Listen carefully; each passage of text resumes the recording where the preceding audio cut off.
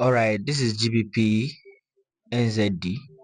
So I want to make a quick analysis on GBPNZD and what I'm looking at this week, because this is even the pair I'm looking at this week to look for opportunities, because Euro USD is here to come back to my level, and other pairs are analyzed already.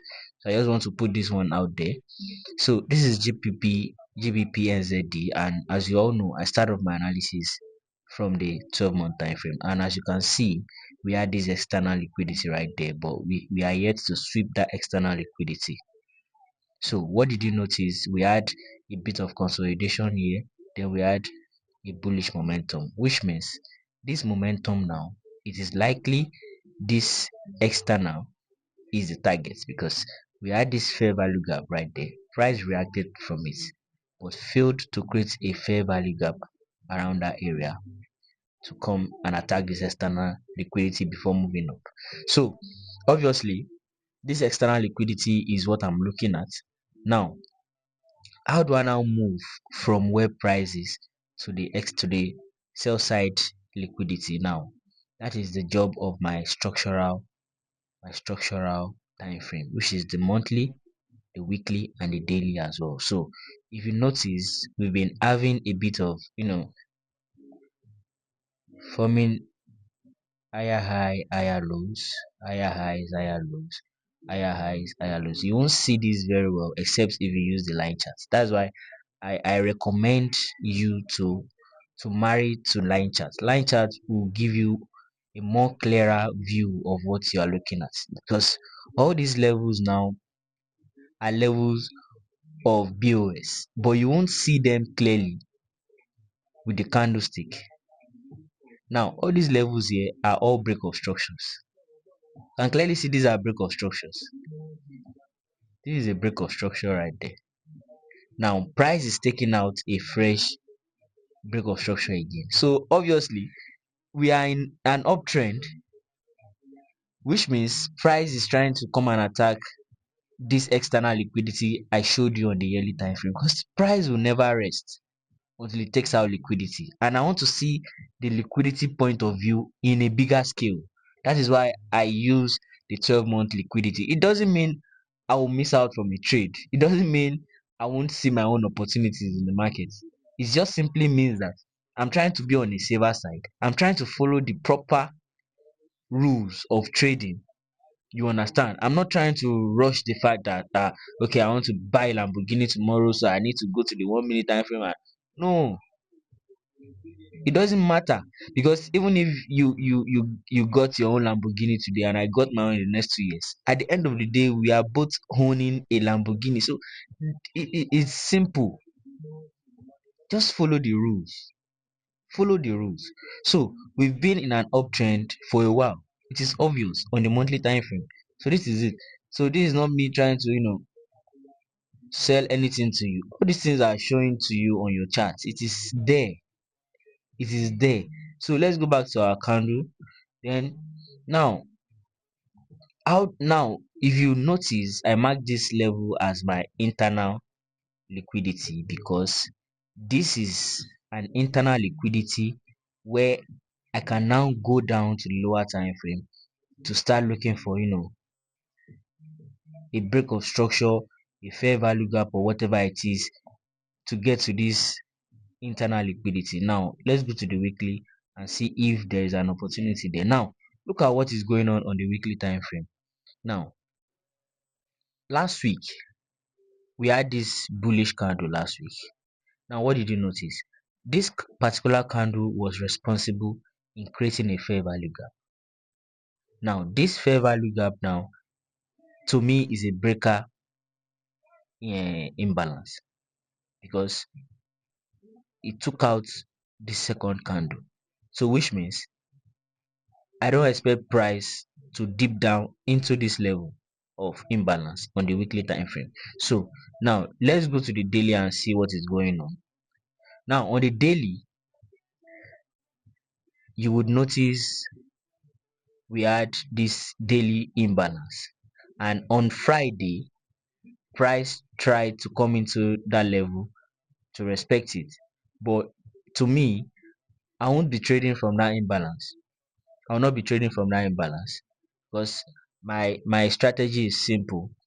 If I'm expecting price to buy, I expect price to buy in this manner, break of structure. Then if price gives me a range, then the next thing I do is mark from this low to this high to determine, sorry,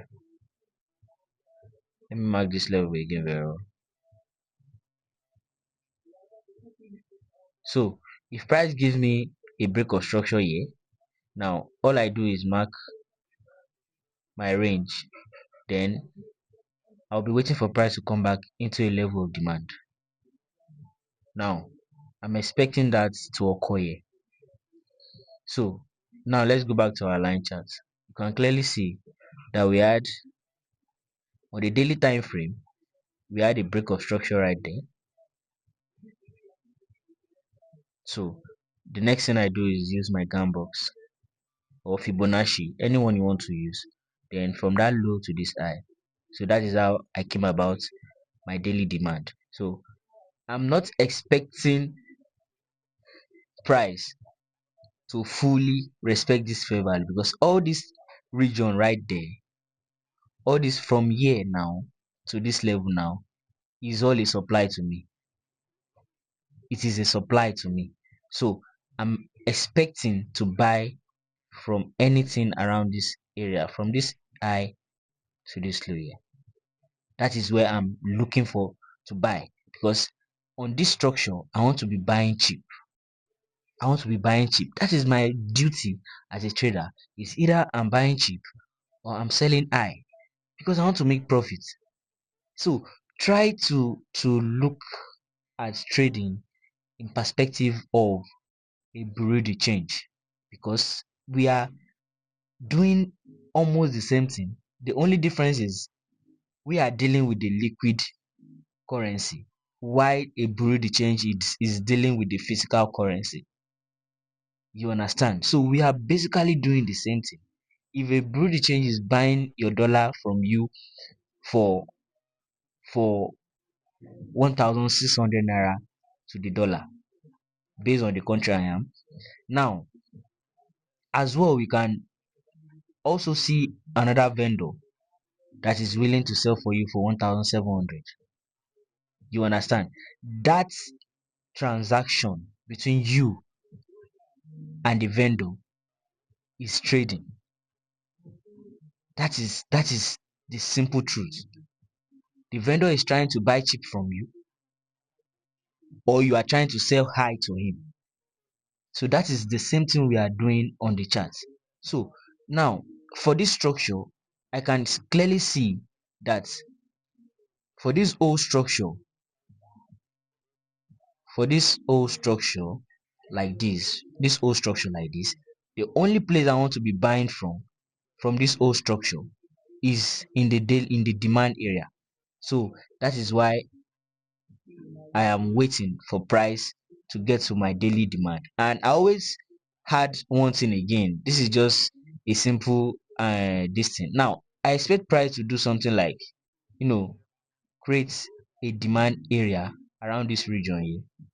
Then an accumulation, a manipulation, then distribution. So that is what I always love to see. But if price does not give me an accumulation around this area, creating a support area here where a lot of early buyers might want to be trading from, people that are trading this fair value and all that, taking out that liquidity. If it doesn't happen that the price just, had a very sharp retracement into this level, then I'll be expecting price to sweep some liquidity inside this demand. That is how it works. Price does not joke with liquidity. That is what I want you to understand.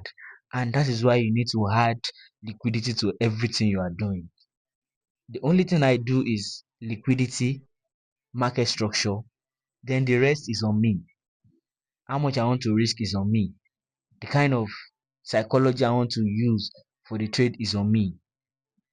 But the fact is, once you have an edge that you use consistently, it will take out a lot of fear, a lot of psychology. It will take it out for you.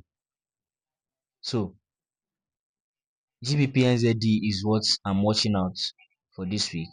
Then I'll be expecting price to attack this internal first. So once we take out this internal liquidity, then I'll be expecting price, to continue coming up here, and let's see how it goes. Thank you very much.